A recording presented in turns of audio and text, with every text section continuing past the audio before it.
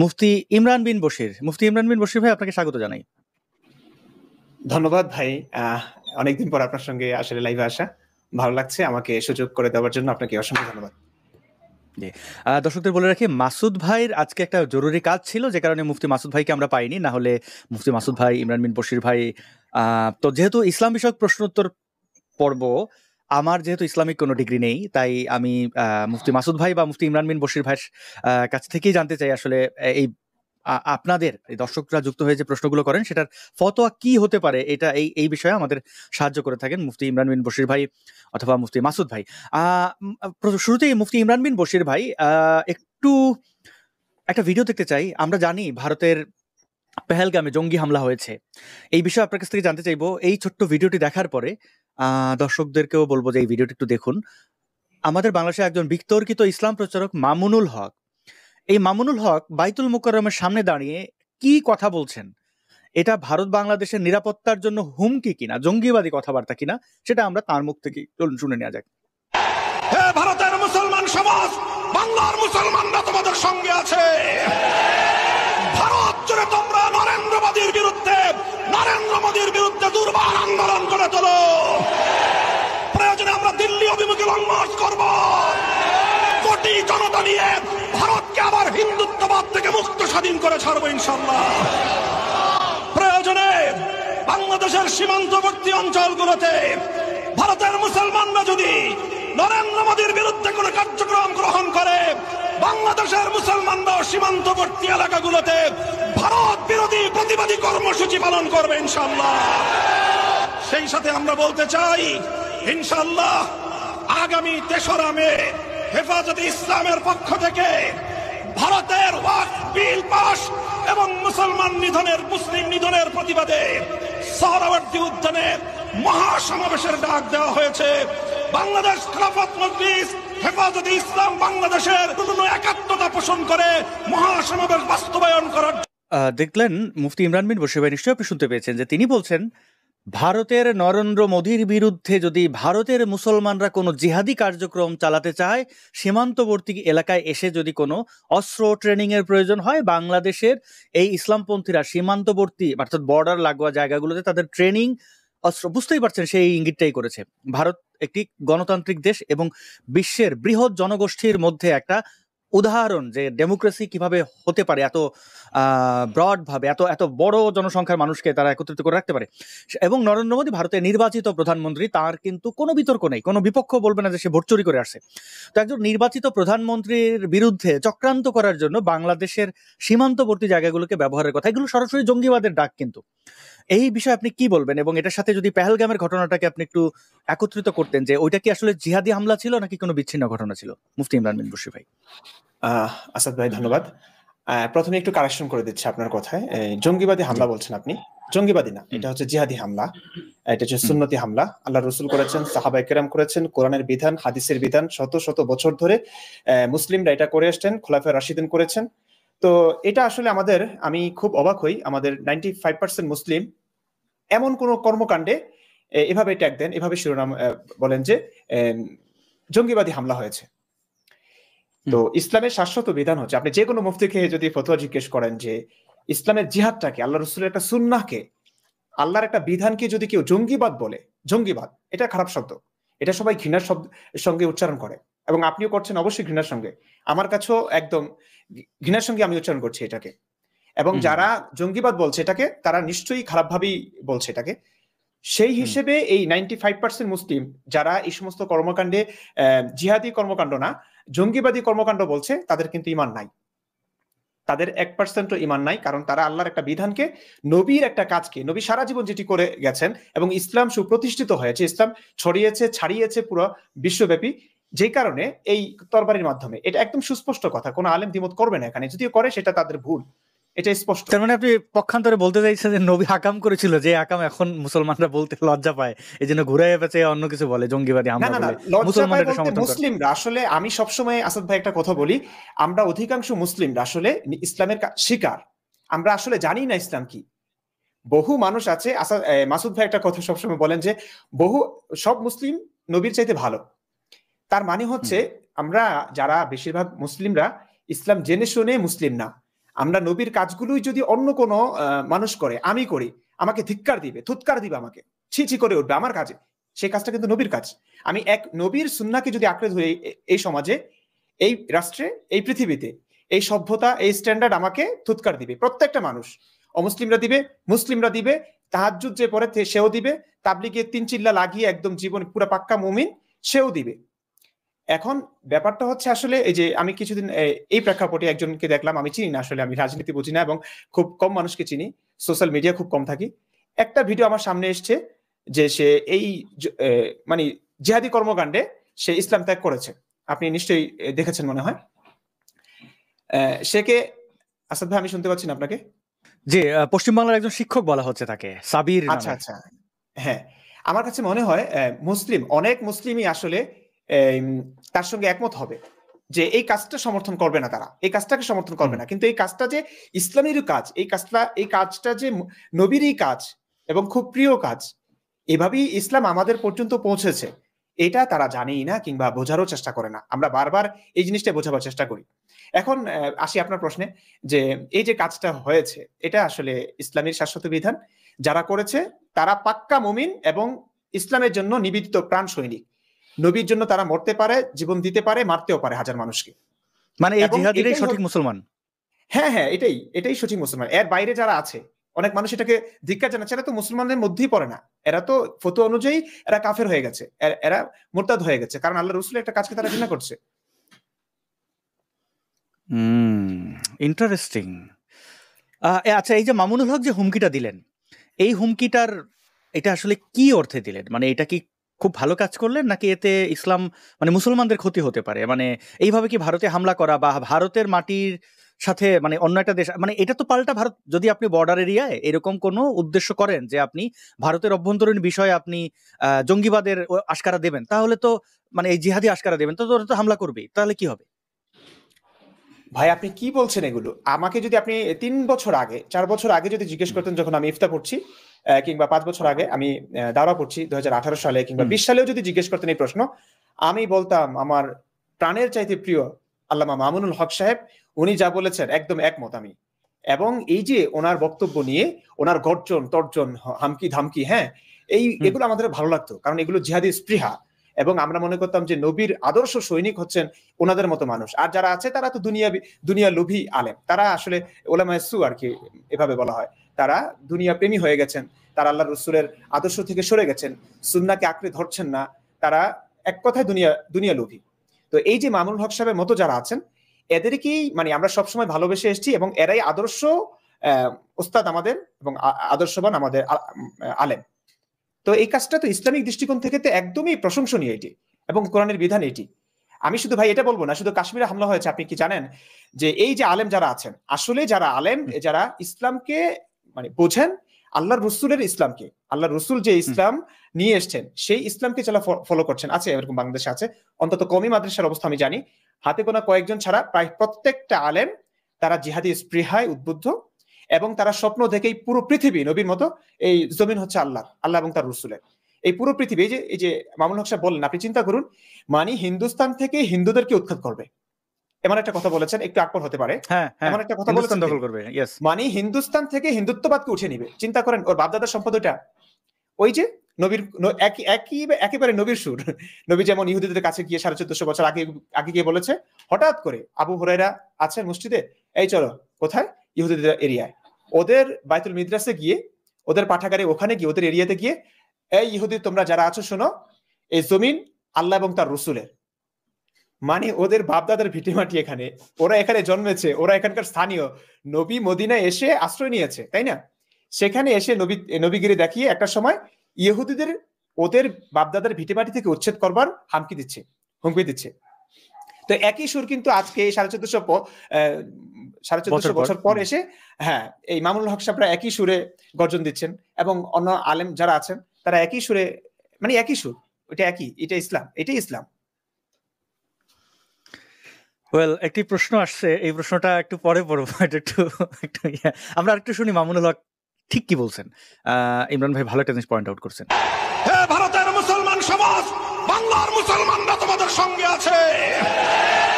ভারত জুড়ে তোমরা নরেন্দ্র মোদীর বিরুদ্ধে নারে জিহাদির বিরুদ্ধে দুর্বার আন্দোলন করে তোলো। প্রয়োজনে আমরা দিল্লি অভিমুখে লং মার্চ করব। কোটি জনতা নিয়ে ভারতকে আবার হিন্দুত্ববাদ থেকে মুক্ত স্বাধীন করে ছাড়বো ইনশাআল্লাহ। তাদের ওই মূল উদ্দেশ্য হিন্দুত্ববাদটা মানে এ তো ইসলামপন্থী। মামুনুল হক একজন ইসলামপন্থী নেতা, তার কাছে ইসলাম পন্থা ভালো, মানে ইসলামিক সন্ত্রাসবাদ বলি যাই বলি না কেন সেটা তার হচ্ছে যে হিন্দুত্ববাদ। আচ্ছা, হিন্দুত্ববাদ বস্তুত এটার একটা অজুহাত। সে মূলত তার বক্তব্য হচ্ছে যে নরেন্দ্র মোদী ওই যে দিল্লির মসনদ দখল করা, গাজওয়াতুল হিন্দ, এই যে স্বপ্ন বা দুঃস্বপ্ন যাই বলেন না কেন, তো ঠিকই ধরেছেন। এবার আরেকটা প্রসঙ্গ শেষ করেই আমরা, মানে আরেকটা প্রসঙ্গ হচ্ছে যে বাংলাদেশে দেখি নবীর অবমাননা, এটা নিয়ে জিহাদি জনগণের খুবই জিহাদি উত্তেজনা। আমি একটু এইরকম একটা ভিডিও দেখাতে চাই। আর সাথে এটা জানাই, ফেসবুকের দর্শকদের আমরা লাইভ শুরু করেছি, 12 মিনিট হয়ে গেছে। ফেসবুক থেকে কেন ফেসবুকে লাইভটা এখন শেষ করে দেবো, কারণ এখন আপনি বলতে পারেন তাহলে শেষই করবেন, তাহলে ফেসবুকে শুরু করলেন কেন? ফেসবুকে 30 দিনের উপরে এমনি থাকে না, লাইভ ডিলিট হয়ে যায়। আপনারা যারা ফেসবুক থেকে দেখছেন এই মুহূর্তে আমাদেরকে ফেসবুক থেকে দেখছেন প্রায়, আমি একটু দেখি ফেসবুকে ঢুকেই যে কতজন দেখছেন, প্রায় 700 মানুষ দেখছেন। আমি তাদেরকে অনুরোধ করব, এই যে ভিডিওটা যেখানে দেখছেন ওইখানেই ডেসক্রিপশনে ইউটিউবের লিঙ্ক দেওয়া আছে, কমেন্টও লিঙ্ক দেওয়া আছে, অথবা ইউটিউবে ঢুকে আপনি সার্চ করবেন মুফতি ইমরান বিন বশির, তাহলে ইউটিউব চ্যানেল পেয়ে যাবেন, সেখান থেকে লাইভ স্ট্রিম হচ্ছে। মুফতি আব্দুল আল মাসুদ সার্চ করবেন, সেখানেও লাইভ স্ট্রিম হচ্ছে, এবং আসাদ নূর সার্চ করলে সেখানেও আপনারা পাবেন। তো ফেসবুক থেকে বন্ধ করে দিচ্ছি, আপনারা ইউটিউবে আসুন, কারণ ইউটিউবে আপনি যে লাইভটা দেখবেন, লাইভ চলাকালীন অবস্থায় যে কমেন্টগুলো করবেন এবং আপনার যে প্রাইভেসি মেনটেন হয়, যেভাবে আপনার ফুল স্ক্রিনে, যদি আপনি ফোনটাকে নর্মাল এইভাবে দেখে থাকেন, মানে এইভাবে রেখে দেখেন, আপনি এই কর্নারে একটা দিয়ে থাকে, আপনি ফুল স্ক্রিন করলে এটা ফুল স্ক্রিন হয়ে যাবে ফোন, মানে আপনি এইভাবে দেখতে পারবেন। আমার অনুরোধ, যারা ইউটিউবে দেখছেন তারা ফোনটাকে এরকম রোটেট করে এই ল্যান্ডস্কেপ মোডে আপনারা দেখেন। তো আচ্ছা, আমি আমার এই ফোনের ক্যামেরা ঢেকে রেখেছি, কারণ এই অ্যান্ড্রয়েড ফোন এগুলো হ্যাক হয় খুব সহজেই। যাই হোক, আপনারা এইভাবে ল্যান্ডস্কেপ মোডে, মানে ফোনটাকে এইভাবে রোটেট করে আপনারা দেখতে পারেন, বা ইউটিউব চলাকালীন অবস্থায় কর্নারে একটা এরকম একটা আইকন আছে, ওখানে প্রেস করলে এটা ফুল স্ক্রিন হয়ে যায়, আপনারা ফুল স্ক্রিনে দেখতে পারেন। আপনাদের জন্যই এই 1080p, মানে খুব ভালো রেজুলেশনে আমরা লাইভ স্ট্রিম করি, আমাদের প্ল্যাটফর্ম থেকে করি, যেন আপনারা পরিষ্কারভাবে দেখতে পারেন আমাদেরকে। এবং ফেসবুক কোনোভাবেই নিরাপদ নয়। আপনি দেখা গেল ফেসবুকে দেখছেন, একটা কমেন্ট করে ফেলছেন, আপনার প্রতিবেশী সেও দেখছে, বা আপনার ফ্রেন্ড লিস্টে আরেকজন দেখছে, সে এসে ঝামেলা পাকাবে। কারণ ফেসবুকে কমেন্ট করলে ওই কমেন্টের উপরে প্রেস করে তার আইডি কোথায়, তার বাড়ি কোথায়, আইডি লক করা থাকলেও ছবি কিছুটা দেখা যায়। এটা একটা সিকিউরিটি থ্রেট হয়, কারণ আমরা যে কথা বলি এখানে অনেক সত্য কথা বলাটা আসলে এই সময় খুবই বড় অপরাধ বা থ্রেট। সুতরাং আপনি বিপদে পড়ার চেয়ে ভালো সেফ আপনি ইউটিউবে চলে আসুন। এবং ইউটিউবে ভিডিও আমরা যারা কন্টেন্ট ক্রিয়েট করি, আপলোড করি, তাদেরও আমরা খুব একটা মজা পাই, সেফ ফিল করি। এখানে কোনো ধরনের উটকো ঝামেলা নাই। ফেসবুকে দেখা যায় হঠাৎ করে ভিডিও নাই, বা পেজ হঠাৎ করে ডিসেবল করে ফেলে, বিভিন্ন আকাম কুকামের মাধ্যমে ফেরত আসবে, কোনো কিছুই ওরা নষ্ট করতে পারবে না। কিন্তু এই যে খামাখা একটা ঝামেলা, তাই না? আপনি একটা ভিডিও দেখছিলেন, কাউকে শেয়ার করছেন, দেখা গেল যে পেজটা এখন ডিসেবল হয়ে আছে, 2 দিন পরে ফিরলো, তো আপনার তো আপনি বিভ্রান্ত হইলেন। সুতরাং আমি ফেসবুক থেকে এখন লাইভটি বন্ধ করে দিচ্ছি। আপনারা যারা ফেসবুক থেকে দেখছিলেন, আপনাদেরকে অনুরোধ করবো আপনারা ইউটিউবে চলে আসুন। ইমরান বিন বশির ভাই, আমি ফেসবুক থেকে লাইভ বন্ধ করে দিলাম। এবার একটি প্রসঙ্গ আমি দেখতে চাই, তারপরে দর্শকদের কিছু কমেন্ট পড়বো। এবারে প্রসঙ্গটি হচ্ছে, মুফতি ইমরান বিন বশির ভাই, আমরা দেখতে পাচ্ছি একজন ব্যক্তি, তৌহিদি জনতা আরেকজন ব্যক্তিকে দাঁড় করে সে কিছু একটা বলছে, শুনি কি বলে। পাশে আমাদের অন্যান্য হিন্দু ভাইরা আছে যারা কোনোদিন ইসলামকে নিয়ে কিছু বলে না, যারা আমাদেরকে অনেক সহযোগিতা করে। এই গাদ্দারি করেছে, আমাদের রাসূলকে নিয়ে গালি দিয়েছে। আচ্ছা, এরা দাবি করছে রাসূলকে নিয়ে গালাগালি করেছে। একজন হিন্দু ব্যক্তি কেন? মুফতি ইমরান বিন বশির ভাই, আপনি তো দীর্ঘ একটা সময় মাদ্রাসায় পড়েছেন। একজন হিন্দু ব্যক্তি কখনো আপনি পেয়েছেন যে একজন হিন্দু এসে আপনাকে ডেকে এসে মাদ্রাসার ছাত্র দেখে মাথায় টুপি দেয়, এদিকে এই তোর নবী বেজন্মা ছিল, এরকম বলে নাকি? এরা যে ব্যক্তিটাকে এখানে আটক করেছে, তাদের দাবি যে নবীকে এই লোক বেজন্মা বলেছে। কথা হচ্ছে যে বেজন্মা কেন বলবে? হ্যাঁ, যদি কথা কাটাকাটি হয়, হিন্দুদের সাধারণত যেটা করা হয়, ডেকে এনে উল্টা বলা হয়, এই তোর দেবদেবী তো হাঁটতে পারে না, তুই তারে পূজা করস কেন? পাল্টা কথায় সে হয়তো বলেছে, আমার দেবদেবী খারাপ হইলে তো তোর নবীও তো লুচ্চা, একটা কিছু বলতেই পারে, আমি জানি না কি বলছে। একটা লোকটা আমরা দেখলাম ধরছে, আটক করছে এবং তাকে মারধর করেছে। এবং আমরা এই ভিডিওটা দেখবো, এখানে এই তৌহিদি জনতারা সেই লোকটাকে হত্যা করার স্বাধীনতা চায়। খুনি যাদেরকে নিয়ে আমি একটা ভিডিও করেছিলাম, এদের তৌহিদি চোদনা বলেছিলাম, কারণ অনেকে আবার এটা নিয়ে বলেছেন ভাই মুখ খারাপ করার দরকার নেই। ভাই, একটা লোক খুন করতে চায়, সে সুযোগের অপেক্ষা খুনটা করতে পারছে না, তাকে আমি কেন সম্মান দেব? তাকে তো আরো কড়া ভাষায় গালি দেওয়া উচিত, আমি দিলাম না। তো আমি জানতে চাই মুফতি ইমরান বিন বশির ভাই, যে একজন হিন্দু ব্যক্তিকে আপনাদের কখনো আপনার জীবনে পেয়েছেন যে এসে আপনাকে ডেকে বলেছে আপনার নবী খারাপ, বা এরকম কোনো তর্কে বিতর্কে সে চেষ্টা করেছে আগ বাড়িয়ে অপমান অপদস্থ করার, ইসলাম খারাপ এরকম কথা বলার, আপনি কি পেয়েছিলেন? আমি আমার জীবনেও পাইনি ভাই, আমি এমনটা কখনোই। এখানে অনেকগুলো কথা আছে ভাই, আমি অনেক সময় মাঝে মাঝেই এরকমটা হয় যে কোনো হিন্দু বলে, ব্যাপারটা আমি যতগুলো দেখেছি, আমি আমার অভিজ্ঞতার কথা বলি, আমি যতগুলো দেখেছি হয়তো কোনো মুসলিম হিন্দু ধর্মকে কটাক্ষ করেছে, স্বাভাবিকভাবেই প্রত্যেকটা ধর্মাবলম্বীদেরই একটা ধর্মীয় অনুভূতি আছে, তো হিন্দু ধর্মাবলম্বী তার ধর্মীয় অনুভূতিতে আঘাত পেয়েছে, তখন সে পাল্টা আক্রমণ করেছে ইসলাম ধর্মকে নিয়ে, তখন কিছু বলেছে। কি বলেছে? একটা কথা অযৌক্তিক না, যেমন নবীর শিশুকামিতার কথা বলেছে, যেটা আমরা স্পষ্ট জানতে পারি এই কথাগুলো তার কোনো নাস্তিকের না। আমরা তার ইসলামী ইতিহাসে তো মনে করুন ভাই, কোনো নাস্তিক কিংবা কোনো কাফের এদেরকে তো জীবিত লেখা হয়নি, সবগুলো তো মেরে, যেই ইসলামী ইতিহাসগুলো লেখা হয়েছে, ইবনে কাসির বলে, আল্লামা ইবনে কাসিরের আল বিদায়া ওয়ান নিহায়া বলেন, সিরাত ইবনে হিশাম বলেন, এগুলো সব ইতিহাসটা লিখেছে মুসলিমরা, যারা নবীকে ভালোবাসতো, নবীকে অনুসরণ করতো, নবীর পাগলা ফ্যান ছিল।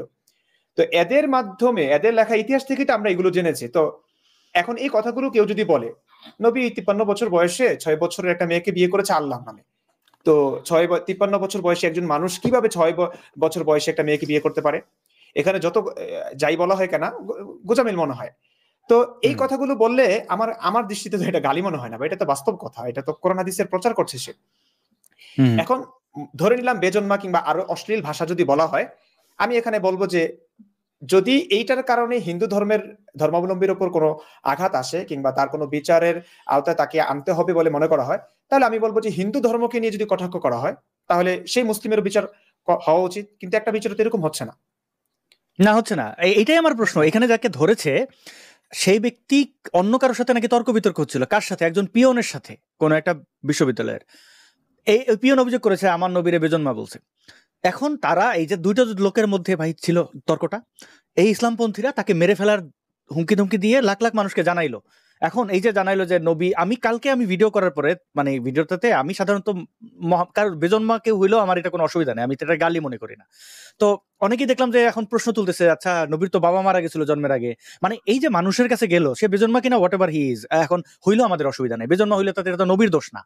কিন্তু এই যে মানুষ তার এখন জন্ম পরিচয় কি এগুলো খুঁজতেছে, তারা কিন্তু পক্ষান্তরে ইসলামের ক্ষতি করতেছে। এবার আমরা দেখবো এই যে তৌহিদি জনতা, একটা লোক গেছে মিলিটারি অফিসারদেরকে দেখেন সে কিভাবে শাসাচ্ছে, বাংলাদেশটা কোথায় আছে চিন্তা করেন। একটা লোক খুন করতে চায়, সে খুনের স্বাধীনতা দিচ্ছে না বলে সে সংবিধান মানে না, আইন মানে না। আমরা এই ভিডিওটি দেখে আপনি একটু এটাকে বিশ্লেষণ করেন, জনবাণীর সৌজন্যে আমরা দেখছি। গত কয়েক মাসে আমার নবীর বিরুদ্ধে কি কি হয়েছে আপনারা এখানে কেউ জানেন নাকি জানেন না? জানেন নাকি জানেন না বলেন? জানেন? এবার একদম সাফভাবে উত্তর দিবেন, কয়টা সাতিমের বিচার হয়েছে বলেন? একটা সাতিমের বিচার হয়েছে, আমি এখান থেকে চলে যাবো ইনস্ট্যান্ট, আমি সবাই বলবো চলে যেতে। বলেন একটা সাতিমের বিচার হয়েছে? এই এলাকা না, বাংলাদেশ একটা মুসলিম কান্ট্রি। কত পার্সেন্ট মুসলিম আছে এখানে ভাই? 99%। আমি বলবো এখানে 1% মুসলিম বাংলাদেশে নাই। বিশ্বাস করেন না? না না, আমি বলবো আপনি সূরা ফাতিহা বলেন, আপনার ভুল থাকবে। যাক ওগুলো বাদ দেন, সব দাবি কোনটা সেটা বলেন। এবার এখান থেকে যে বাইর হইতেছে না, আপনারা প্রোটোকল দিতেছেন কেন? আমরা কেন দিতেছেন? আমরা কেউ। আচ্ছা এখন বলেন আপনারা এখানে কি থেকে কি করবেন? আমরা এজ এ রেসপন্সিবল সিটিজেন এবং আমরা সবাই আইনশৃঙ্খলা বাহিনীর লোক, আপনাদের উচিত কি ছিল ভাই জানেন? আপনার এটা যোগ্য না, আমি এটা ধরার সাহস কেন পেয়েছি জানেন? সেটা না বলি আমি আপনাদেরকে বলে দিতেছি, আপনারা এইখানে যতজন আছেন একজনও ভাই যোগ্য না ভাই। আপনারা ভাই নিজেরা জিজ্ঞেস করেন, ভিতরে গালি দিছে, তার এখন বাইচা থাকার অধিকার আছে নাকি নাই? আপনারা বলেন তো আছে? যদি মুসলিম আছে বাঁচার অধিকার আছে? আছে, বাঁচার অধিকার নাই। দেখেন মিলিটারির গান বন্দুক হাত ধরছে এবং সে মিলিটারিদেরকে মানে সূরা ফাতিহার মানে ফাতরামিটা দেখেন, যদিও শেষে তার পাছার মধ্যে টরস টরস করে দিছে বাড়ি। হ্যাঁ, তো ওইটা আমি দেখাবো সবার সামনে দেওয়া, আগে দেওয়া, এক্স্যাক্টলি আগে দেখা দেওয়া উচিত ছিল যে সে দেখছেন, মানে এরাই আবার কিন্তু হিজড়াদেরকে গালাগালি করে ছাইয়াছে বলে, সে কিন্তু না আমার কোরআন হাদিস। আপনি তার ভঙ্গিটা দেখেন, না এটা আমার কোরআন হাদিস করবে। বাঁচার অধিকার আছে? আছে, অধিকার আছে। না এটা আমার কোরআন হাদিস করবে।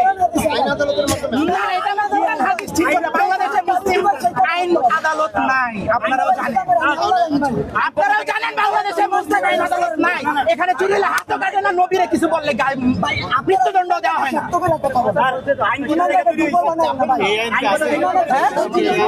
কি বাংলাদেশ মুসলিম কান্ট্রি আপনারা মানেন? আচ্ছা, এই তৌহিদি জনতার চবর্গীয় জনতা তো তার কি অবস্থা আরেকটু দেখে মানে এই লোকটা দেখেন, আমার তো ইমরান বিন বশির ভাই হাসি পায় যে আমি নিজেও অসংখ্যবার এই যে এরা বলে না শাতিমে রাসূল, নবীর কটূক্তি, সেইটাই যদি বলি আমার তো মুখে ফেনা উঠে গেছে আমি এই তাদের ভাষায় কটূক্তি করতে করতে। তো আমারে থামাবে কেমনে? ওরা যে একটা কোন একটা সাধারণ মানুষ তার ধরে এনে, মানে এরা কত বড় ব্যাক কল, এটা কি এই যুগে থামানো যায় নাকি? কারে কতজন তুই মারবি? তার ভাবটা দেখে।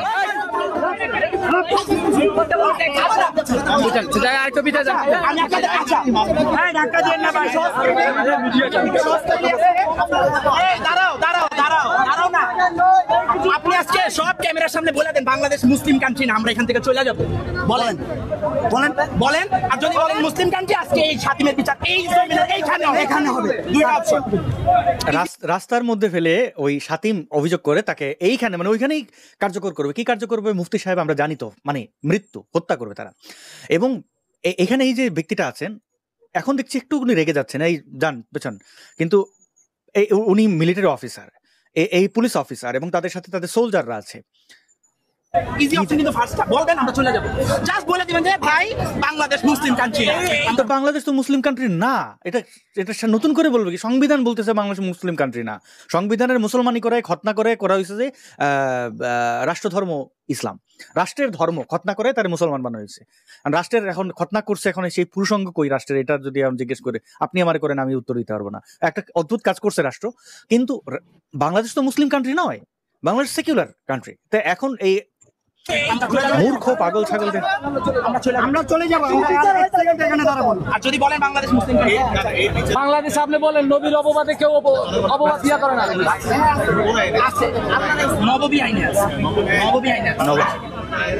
এই যে এই যে এখানে বাংলাদেশ মুসলিম কান্ট্রি না, এটা বলেন। হ্যাঁ আমি এটা বলছি না, আমাদের প্রচলিত আইন, যেটা প্রচলিত আইন কোন আইন না, আপনার আগে আল্লাহর আইন, আগে আল্লাহর আইন ওটা কি শোনা আছে? মানুষের আইন মানি না, মানি না, মানুষের আইন মানি না। মানুষ ভুলের উঠতে হয়, কোরআন আইন সংশোধনের জন্য এটা সংবিধানে যেতে হবে। আপনারা সংবিধানে চাইতে যান, সব নামানো আপনারা এই মিলিটারি অফিসার কিন্তু ঠিক বলেছেন, আইন সংশোধনের জন্য সংসদে যেতে হবে। যদি এই মোল্লারা মিলে তারা যদি ইলেকশনে বা বেশিরভাগ মোল্লারা গিয়ে তারা আইন পরিবর্তন করে, আমি বাধা দেব না। গণতান্ত্রিক উপায়ে বেশিরভাগ মানুষ যদি বলে যে না আমরা ইসলামিক আইন বাংলাদেশে কেউ চায় না, কোনো নারী চাইবে না তার রাস্তার মধ্যে ধরে পাশের মধ্যে বাড়ি দিতেছে এই মোল্লারা, কোনো ব্যক্তিরা তার মনে হয়েছে শাতিম ধরে মাইরে ফেলতেছে, একদিন দুই দিন মানুষ এন্টারটেইন করে, কিন্তু এটা করবে না। এটা বাস্তবতা না। পৃথিবী অন্তত পক্ষে 1400 বছর পেছনে নাই, আগাচ্ছে। সব দেশ যখন সামনে আগাচ্ছে, আপনি চাইলেও 1400 বছর পেছনে যেতে পারবেন না, এটা সম্ভব না। আপনি এখন এই ইলেকট্রিসিটির যুগে আপনি যদি বলেন না আমি ইলেকট্রিসিটি জ্বালাবো না, আমি মোমবাতি জ্বালাবো, আমি মোবাইল ইউজ করবো না, আপনি 2 দিন রাগ করে গাছের লগে গলায় দড়ি বাঁধিয়েই রাখতে পারেন, কিন্তু এটা আবার ফিরে আসবেন দড়ি খুলে। আমরা একটু শেষ করে এই মোল্লার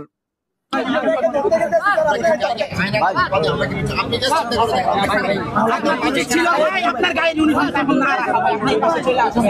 আপনার নবীরে গালি দিতে ভাই, এই যে ভাই সম্মতি ভাই আপনারা কি জানেন প্রচলিত ফৌজদারি বিধিতে গায়ে কথা বলেন, কথা বলেন, আপনারা একজনের কথা বলতেছেন, সবাই ওই যে গায়ে কাউ কাউ কাউ মাও হাউ মাও। আমি একটু দেখাই, এরপরে আপনার মতামত জানবো ইমরান বিন বশির ভাই। এই জম্বি কেন বলছি দেখেন, এইখানে এই লোকটারে এরা প্রথমে ইয়ে করছে এবং আমরা যদি দেখি এই দেখেন পরের পাশের মধ্যে টরস টরস করে বাড়ি দিছে, পিঠে এরা এখান থেকে বাইর করে দিছে। এবং এরা কিন্তু আমি কালকে একটা ভিডিও করছিলাম, এইখানে জম্বির মতো ভাই আসছে, দেখেন এদের চেহারা দেখেন এক একটার, মানে পুরো জম্বির মতো দেখেন, এরকম করতেছে, মানে মনে হচ্ছে যে মাছ যেরকম পানি থেকে তুলে আনলে সে অক্সিজেন শূন্যতায় যেরকম ইয়ে করে, এদের যদি মানে কি মনে হচ্ছে পৃথিবীতে বৈশা মঙ্গলে চলে গেছে, শ্বাস নিতে পারতেছে না। কি অভিযোগ বলছে যে ওই লোক নাকি বলছে নবী ইসলামে 4টা বিয়ে জায়েজ, তো 4টা বিয়ে তো জায়েজই। এর দেখেন এর যদি চেহারার দেখতেন, মানে কে মাইক্রোফোন পারলে কামড় দেয় মাইক্রোফোনের মধ্যে, দেখেন উত্তেজনা। তো এইটা ছিল এই তৌহিদি জনতাদের। আপনি যদি ওভারঅল এই তৌহিদি জনতা নিয়ে একটু আমাদেরকে আলোকিত করেন, কারণ এই তৌহিদি জনতারা যখন বাসে বৈশা এই যে দেখেন হাত ঢুকিয়ে দেয় নারীর সামনের সিটে, নারীর দেহ একটু টাচ করতে পারলে সে খুশি। হ্যাঁ, এইটা নিয়ে তাদের ধর্মীয় অনুভূতি কাজ করে না। এই যে ধরেন একজন মাদ্রাসা ছাত্র এখান থেকে মোবাইল চুরি করে নিয়ে যায়, তো এইটা তাদের অসুবিধা না, এইটাতে ধর্মীয় অনুভূতির আঘাত লাগে না। ধর্মীয় অনুভূতিতে আঘাত লাগে নবীরে নাকি কে কি বলছে, এটা নিয়ে তারা উদ্ধার করে ফেলতে চায়। এটার বাস্তবতা কতটুকু আপনি যদি মুফতি ইমরান বিন বশির ভাই বলেন আর কি, যে এই উন্মাদনা করে কিন্তু লাভ আছে কিনা? ধন্যবাদ আসাদ ভাই। আমি আসলে খুব মানে অবাক, মানে খুবই ভারাক্রান্ত এই ভিডিওটা দেখে। আমি দেখেছিলাম আগে, কি বলবো, আমি ভাষাহীন। আপনি প্রথমে যদি বলি, আমি আমাদের যে মিলিটারি কে আর্মি কিংবা পুলিশ যারাই আছেন প্রশাসনের লোক, এদের সামনে একটা মানুষ মোল্লা, যাদের এই সমাজে কোনো অবদান নাই ভাই, আমি এটা অকপটই বলছি, কারণ আমি একজন মোল্লা ছিলাম, এখনো আছি, আমার বেশভূষা এখনো মোল্লাগিরি আছে, কারণ আমি সংশয়বাদী, আমি এখনো উত্তর পেলে আমি ইসলামে ফিরে যাব। এখন আমরা জানি ভাই, আমাদের অবদান মানুষের কাছে খোঁজাখুঁজি ছাড়া কিচ্ছু নাই। কমি মাদ্রাসা, বাংলাদেশে কতগুলো কমি মাদ্রাসা, আমি জরিপ বলছি না এখানে, কতগুলো মসজিদ মাদ্রাসা, প্রত্যেকটা মাদ্রাসার শিক্ষক, প্রত্যেকটা মসজিদের ইমাম মুয়াজ্জিন, হ্যাঁ, এবং মাহফিলের বক্তা, এদের পেট চলে কিভাবে ভাই? এরা কোনো সৃজনশীল কাজ করে একটা দেশকে এগিয়ে নিয়ে যাওয়ার জন্য কোনো কিছু করে? এদের ইনকাম ওই মানুষের উপরে নির্ভর করে। এটা ভাই নির্মম সত্যি কথা। এটা এ নিয়ে অনেক আমাদের মধ্যে যারা আলেম আছেন, একটু উন্নত মানসিকতা সম্পন্ন, তারা কিন্তু এগুলো নিয়ে খুব করেন, অপমান বোধ করেন যে আমরা আমাদের হুজুরদের পেট চলে মানুষের উপর নির্ভর করে। তো এটা দুঃখজনক সত্য। সেই মানুষরা যাদের এই রাষ্ট্রকে এগিয়ে নেওয়ার পিছনে কোনো অবদান নেই, সৃজনশীল কোনো কর্ম করছে না, বিজ্ঞান প্রযুক্তির ধারে কাছেও নেই তারা, সেই মানুষগুলো যখন প্রশাসনের সামনে এতগুলো, মানে একটা মানুষ এতগুলো পুলিশ না আর্মি এদের সামনে এভাবে কথা বলছে, তাও 1450 বছর আগের একটা মানুষকে নিয়ে, এটা ভাই আমি প্রশাসনকে কিছু বলবো না, শুধু অনুরোধ করবো, আপনারা কিভাবে প্রশ্রয় দিচ্ছেন, এগুলো কিভাবে সহ্য করছেন? এই ব্যাপারটা যদি ভাই কিছু মানুষ স্বীকার, যদি বাংলাদেশে এমন কোনো আইন থেকে থাকে যে নবীকে গালি দেওয়া যাবে না, নবীকে গালি দিলে এই করবে, এই করা উচিত, সেই করা উচিত, যদি এই আইন থেকে থাকে, আমি জানি না, আইন থেকে থাকে, এই আইনকে তুলে নেওয়া উচিত। কারণ নবী কেমন ছিলেন, আসলে তিনি নবী কিনা, এই সভ্য যুগে, এই উন্নত যুগে, এই প্রযুক্তির যুগে, এই যুক্তির যুগে, আমরা অবশ্যই যুক্তি তথ্য প্রমাণের আলোকে নবী যদি সত্যিকার অর্থেই নবী হন, তাহলে আমি ঠিক আছে, আমি এই আইনকে শ্রদ্ধা করব, মানবো, এবং আমিও নিজের জীবনকে উৎসর্গ করে দিব নবীর ভালোবাসায়, নবীর আদর্শ বাস্তবায়নে। কিন্তু ব্যাপারটা তো এরকম না। কিছু সরলমনা মানুষ, এই যে আপনি ভিডিও দেখালেন, এরা কি হামকি তামকি করছে, কি তর্জন গর্জন করছে, ভাই আপনি জানেন, আমি জানি, আমি 3টা মসজিদের ইমাম ছিলাম, আমি মুসল্লিদের সাইকোলজি বুঝি, এদের অবস্থান দেখেছি। মানে 95% মুসল্লিদের অবস্থা হচ্ছে এরকম, মুখে দাড়ি নাই, সুন্নতের ধারও ধারে না তারা, গান শুনে, টিভি দেখে, মুভি দেখে, হারাম রিলেশনশিপে আছে, হারাম একটা জবে আছে, মানে আল্লাহর রসুল কোরআন যা করতে বলেছে তার সব উল্টো করছে, যা করতে নিষেধ করেছে তার সবগুলোই করছে।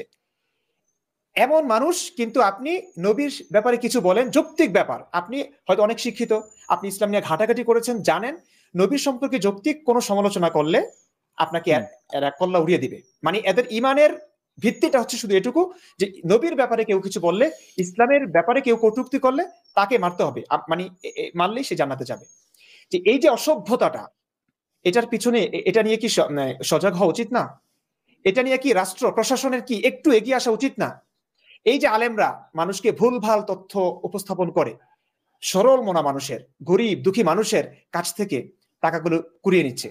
একজন মানুষ, ভাই আপনি বাংলাদেশের এমন কোন প্রগতিশীল মানুষ আছেন যারা 1 ঘন্টা লেকচার দিয়ে 6-7 লাখ টাকা নিয়ে যান? আছে? এটা শুধুমাত্র ধর্মের ক্ষেত্রে সম্ভব। তো সেই মানুষরা যখন প্রশাসনের ব্যাপার সামনে এভাবে কথা বলছে, এটা বাঙালি হিসেবে আমি লজ্জিত বোধ করছি, আমি লজ্জা বোধ করছি। এটা বাংলাদেশ রাষ্ট্রের প্রশাসনের জন্য লজ্জার বিষয়। এটা আমার মাথা কাটা গেছে ভাই ভিডিওটা দেখে। একটা মোল্লা যার এই সমাজে কোনো অবদান নাই, সে প্রশাসনের সামনে এইভাবে কথা বলছে, এইভাবে হামকি তামকি দিচ্ছে। আরে ভাই, নবীকে নিয়ে সমালোচনা তো করা তো এই যুগের সবচেয়ে ভালো কাজ, এটা যৌক্তিক কাজ। কেন আপনি নবীর কাজগুলো যদি আমাদের বাংলাদেশে কোনো মানুষ করে, বাংলাদেশের 99% মানুষই এদেরকে জঙ্গি বলছে। কেন জঙ্গি বলছেন? এরা তো নবীর আদর্শকে বাস্তবায়ন করছে।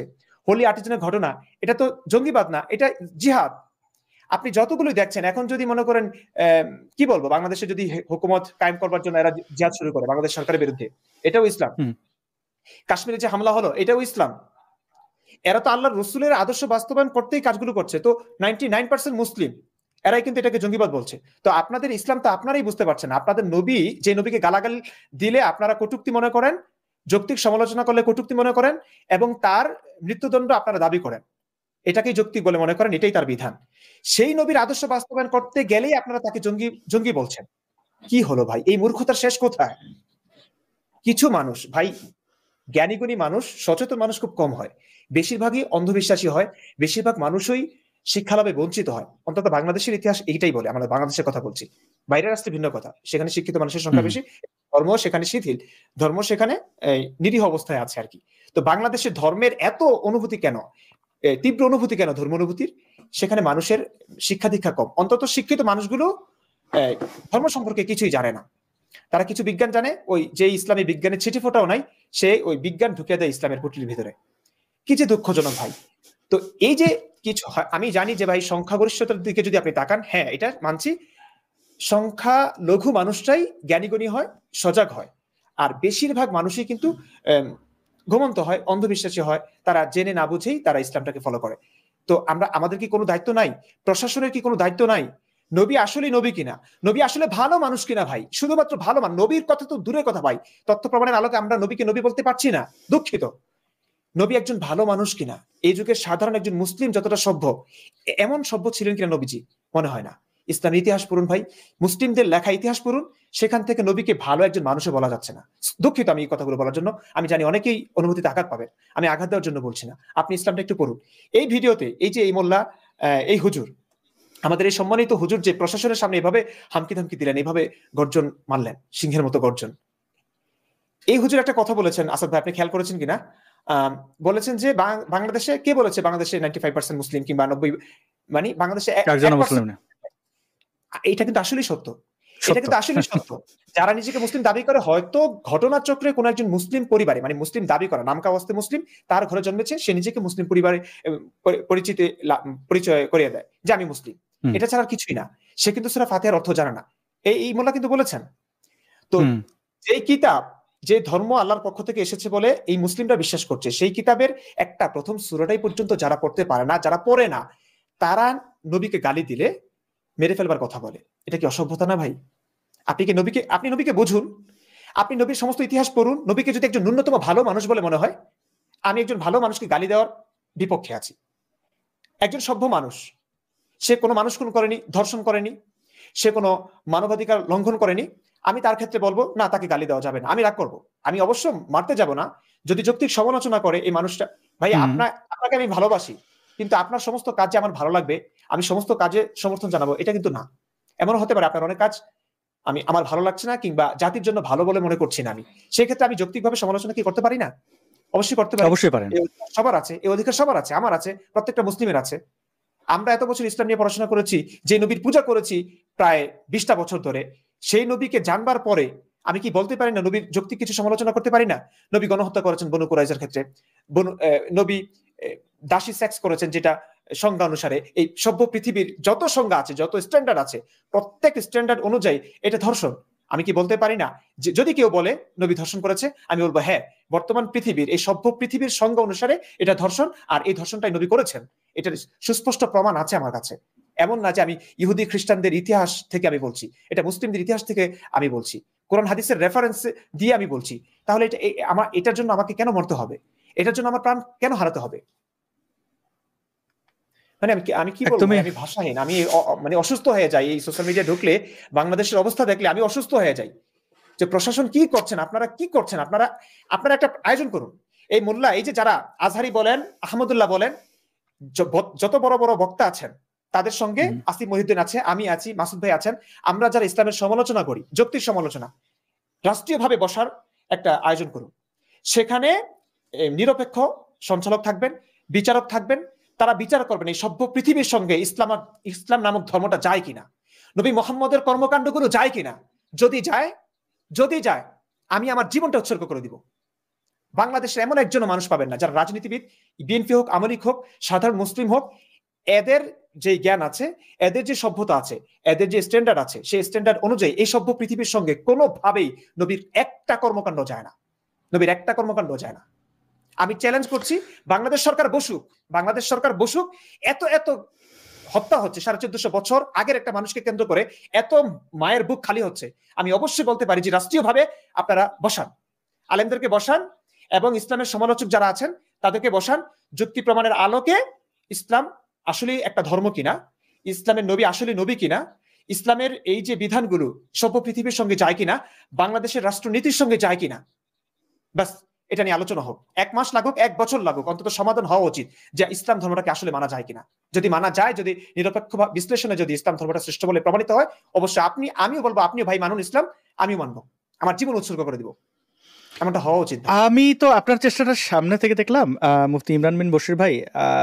আমার জীবনেও তো প্রথম প্রশ্ন, যখন আমি মুসলিম থেকে ইসলামের প্রতি আমার কনফিউশন তৈরি হয়, আমাকে যে জিনিসগুলো আঘাত করেছিল, যে একজন নবী কি করে তার পুতের বউরে বিয়ে করে, মানে এটা অরিজিনাল পুতের বউ না, মানে আপন ছেলে না, পালিত পুত্র, যাই হোক না কেন পালিত পুত্র। আমার তো এমন অনেক আত্মীয় স্বজন আছে যাদেরকে আমি বোন ডাকছি, আমাদের আত্মীয় স্বজন না, কিন্তু বোন মানে তো আপন বোনের মতোই, এখন পর্যন্ত তাদের নাম মনে হলে শ্রদ্ধা চলে আসে। বড় বোন, ছোট বোন, বোন তো বোনই, আবার কি পালিত কি আবার। তো এইটা আমাকে আঘাত করছে। আবার তার বন্ধুর মেয়ে, মানে এই বাচ্চা মেয়েটাকে 6 বছরে বিয়ে করা আয়েশাকে, এটা মানে কোনো সুস্থ মানুষ, আমি এটা 2012 সালের কথা বলতেছি ভাই, আমি একটা বছর, আমি তো, আপনি তো মুফতি, আপনার কাছে হিসাব করাটা সহজ হয় আবার কঠিনও হয়। আমি ভাবলাম যে না, এই বুখারি পড়বেন না, বুখারি না সহিহ মুসলিম পড়ি, এরপর সিরাত পর্যন্ত পড়া শেষ করে, মানে একটা বছর আমার লাগছে, বুঝছেন, দ্রুত পড়ছি, কারণ আমি সবসময় অস্থির ছিলাম যে এটার সমাধান আমাকে বের করতে হবে। কোন আলেম ওলামারে জিজ্ঞেস করলে উল্টা আরো ঝাড়ি মারে, হ্যাঁ এত বেশি বোঝার দরকার নেই, আপনি 5 ওয়াক্ত নামাজ পড়েন, যে হ্যাঁ পড়ি, তাহলে আর আপনার দাড়ি কই, আপনার লেবা, মানে সে অন্যদিকে আমার করে যে আপনি এই নবীর রাসূলের বিবাহ আগে আপনার ইমান ঠিক করেন, সে আমার লেবাস দেখে আমার ইমান ঠিক করতে চায়। যাই হোক, আপনি যে বিভিন্ন আলেম ওলামাদেরকে বললেন, যেমন আপনি এখনো বলতেছেন যে আপনার কনফিউশনে আছেন, কিন্তু নবীর ব্যাপারে, তার চরিত্রের ব্যাপারে আপনি যে অবস্থানে আছেন, এটা ভুল প্রমাণ করার জন্য, বা আপনি যে সঠিক আছেন বা ভুল আছেন, এই জন্য তো দেখি না, মানে কারোর মধ্যে কারো আগ্রহ দেখি না। তারা কি আপনার ভয় পায় নাকি?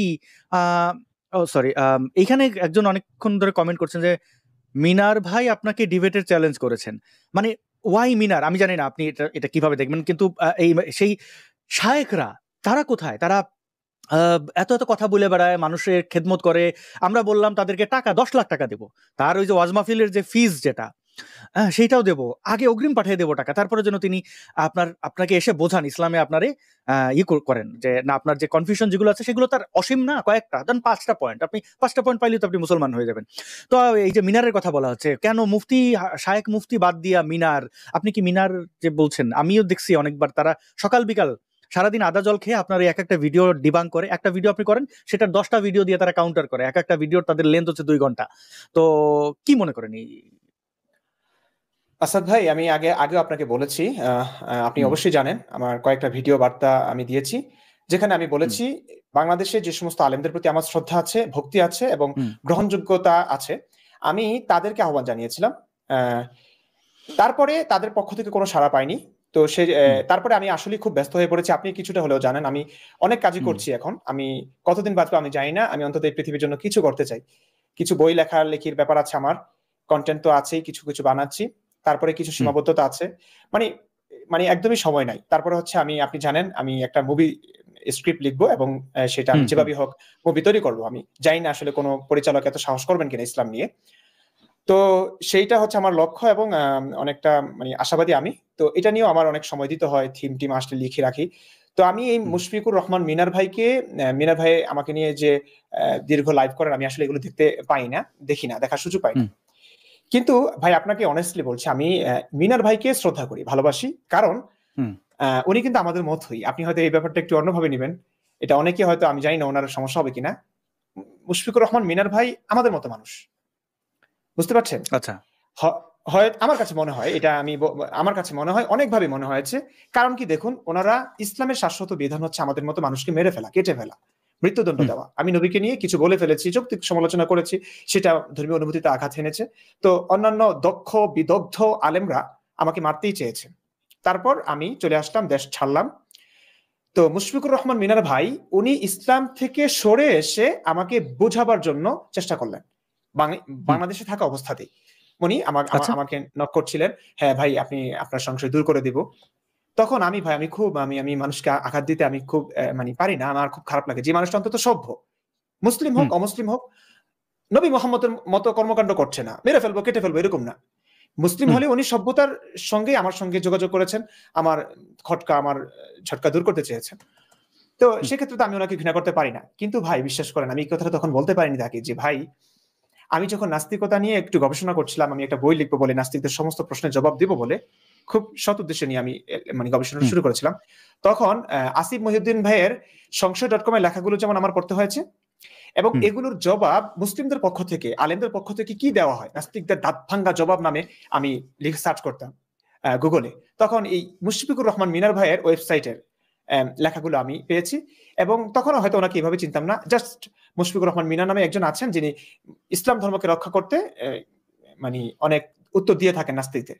কিন্তু বিশ্বাস করেন ভাই, আমি আসিফ মহিউদ্দিন ভাইয়ের সংশয়.com এর লেখাগুলোর উপরে যতটা সংশয়বাদী হয়েছি, তার চাইতে বেশি হয়েছি এগুলোর জবাব দিতে গিয়ে তিনি যা লিখেছেন। এটা বাস্তব কথা। মানে উনি নাস্তিকতার খেদমত করছেন। হ্যাঁ, আমি বললাম, এটা আমি অনেকের কাছে বলেওছি, বিশ্বাস করুন এটাই সত্য। কিন্তু এই কথাটা উনি যখন বারবার আমাকে বলছিলেন সংশয় দূর করে দিবেন, তখন যখন আমি বুঝতে পারলাম যে উনি ওই মুশফিকুর রহমান মিনার, যার লেখা পরে আমার সংশয় আরো দ্বিগুণ বেড়েছে। তো ওনার কাছ থেকে আমি কি শুনবো ভাই? তো আমি আসলে ওনার কথাগুলো তেমন একটা শুনতাম না, আমি জানি উনি কি বলবেন। উনি ওনার ওয়েবসাইটে, সাজানো গোছানো ওয়েবসাইটে যা লিখেছেন, তার চাইতে বেশি অন্য কিছু বলে তো আমাকে বুঝাতে পারবেন না, তাই না? ওখানে তো বুঝিয়েছেন, তো এগুলো তো আমার পড়া আছে। সেখানে সংশয় দূর হওয়ার দূরের কথা, আমার সংশয় আরো বেড়েছে। তো এই কারণে এখন আপনি যদি বলেন যে ওনার সঙ্গে আমাকে বসতে হবে, আপনি বলেন যে ভাই আমার উদ্দেশ্য যেটা, যে আমি পরিবারে ফিরে যেতে চাই, আমি দেশে ফিরে যেতে চাই, আমি যাযাবর জীবন থেকে সরে আমি নর্মাল জীবনযাপন করতে চাই। হ্যাঁ, আমি আমার ইমানের উন্নতি চাই, আমার সংশয় দূর করতে চাই। সেখানে ওনার সঙ্গে বসলে, ওনার সঙ্গে যদি লাইভে আসি, আমার কি সংশয় দূর হবে নাকি বাড়বে? আপনি বলুন। কি করা যায়? মানে তাও তো একটা লোক সাহস করছে। আমি বলছি, হ্যাঁ, একটা যেহেতু উনি সাহস করেছেন, এবং কিছু মানুষ হয়তো আমাকে যারা ভালোবাসেন, ওনারা ভাবতে পারেন যে আমি হয়তো ভয় পাচ্ছি, আমি হয়তো পারবো না। সেই ক্ষেত্রে আমি বলতে পারি যে না, আসলে আমার কথাগুলো, আমার ব্যথাগুলো প্রকাশ করতে পারি আমি, এবং ওনার কথাগুলো শুনি। তবে সেই ক্ষেত্রে উনি ওনার আলোচনা শুনে আমার কাছে মনে হয়নি উনি আলেম। আমি জানি না, আলেম মনে হয়নি আর কি। আপনি কি জানেন উনি আলেম? না, উনি আলেম নন, উনি দাবি করেন উনি জেনারেল এডুকেশন থেকে এসে ইসলামের খেদমতের নামে এসেছেন আর কি। ও আচ্ছা আচ্ছা, এই কারণে অনেক অসঙ্গতি আমি পেয়েছি। যা হোক, আমি এখন শুনলাম যে উনি আলেম না। তো আলেম না হয়ে ভাই ইসলামের এত সেন্সিটিভ বিষয় খেদমত করছেন, তো মানুষ তো নাস্তিক হবে, আমার মতো নাস্তিকতার দিকে ঝুঁকবে। যদি তিনি ডিবেট করতে চান, মানে আমি তার সাহসকে অ্যাপ্রিশিয়েট করি।